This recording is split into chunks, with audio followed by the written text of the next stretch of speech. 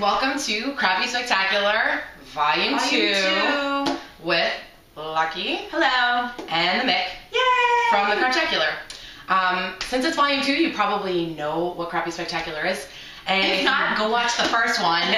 Because we're not going to explain it. No. So first up this week is Gavin, Creel, and Oremus at the Jazz at Lincoln Center American Songbook series, which we saw Gavin and Stephen perform last night. And how do we feel about this? Well, honestly, it was spectacular, obviously. So it was last night. We're still like a little blurry from it. It was amazing because we went to the late show.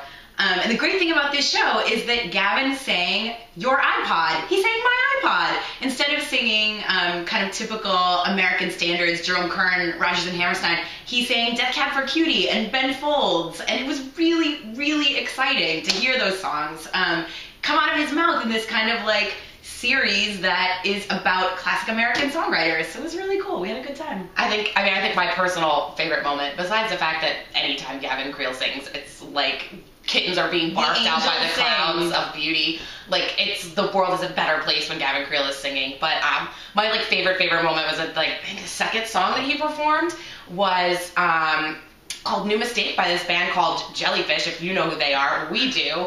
And I thought Lucky was going to pass out. I got a little winded. It was amazing. She was so happy that I thought she was gonna fall out of her seat. Because like, who knows that song besides me? Gavin Creel does. Cool. She looked at me and asked if she was hallucinating. That's how happy she was. Yeah, like, it couldn't even be real. Yeah. But it was such a good night, such a great time, such a fun, modern, beautiful set, and Gavin Creel makes me so happy. Which leads us to, so we went to this event last night, and now item number 2 on Crappy Spectacular. Guess who was there? Steele Burkhardt was there, star of, he was in the original Broadway cast of Hair, and then of course was Burger in the national tour.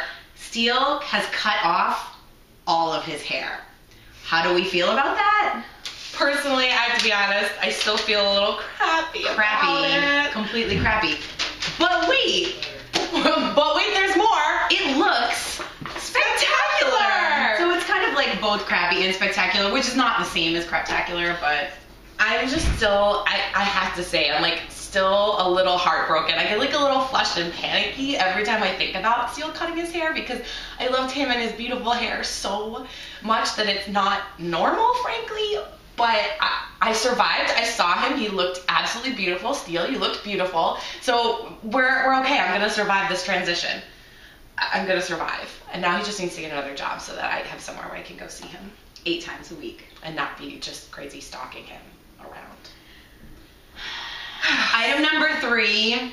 Okay, so item number 3 this week.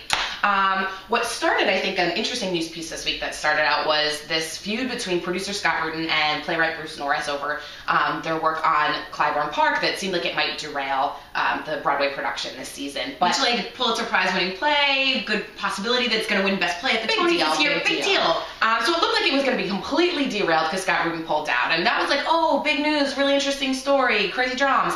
Except the end of the week, Michael Riedel, in writing about this, again, he broke the story, by the way, writing about this again, started a feud with Pat Healy. Pat Healy, the theater columnist at the New York Times. So this has now become a feud between 2 theater columnists in New York. And it started out as like a feud between like a producer and a writer. So how do we feel about this? I mean, personally, honestly, I think that's Craptacular. Because like, feuds are kind of great, but we love feuds. Bad, but like, we love feuds. I mean, shouldn't, but I think it's completely fascinating to sort of see the inner workings of this like theater writing community kind of get put on blast a little bit. Yeah, they're totally putting each other on blast. Whereas like Patrick Healy was basically kind of like, oh, Michael Riedel got fed this story from the producers, and Michael Riedel was like, no, I did not, F you. Amazing. When does shit like that happen? So incredible and exciting, and we probably shouldn't be so excited, but oh, that's fun. Oops, we are. But that's fun. We can't wait until we're in an awesome feud with somebody. So whoever out there, be in a feud with us. Yeah, let's go. Just like make sure it's good. If it's like a not a good feud, don't be in a feud with us. We won't engage. No, we won't. If you bring the good stuff at us, we're ready for it. I mean, I dream of the day that Michael Riedel starts a feud with me. Yes, Michael Riedel, start a feud with us. That's what. Wait, so this was like a big news item this week, and we're actually kind of weirdly excited to see what happens in the next couple weeks because there's no more drama with the production. No. Jordan Roth, Mr. Badass of life, swooped in, saved the production. He was like, hold on, I'll produce it. So it's gonna be fine. The play's gonna be fine. But I'm curious to see what happens with Mr. Pat Healy and Mr. Michael Riedel. We'll see. So maybe we'll get to report back next week. Maybe next week, and maybe just we'll talk about other stuff next time on Crappy Spectacular. So thanks for hanging out with us, guys. Bye. Bye.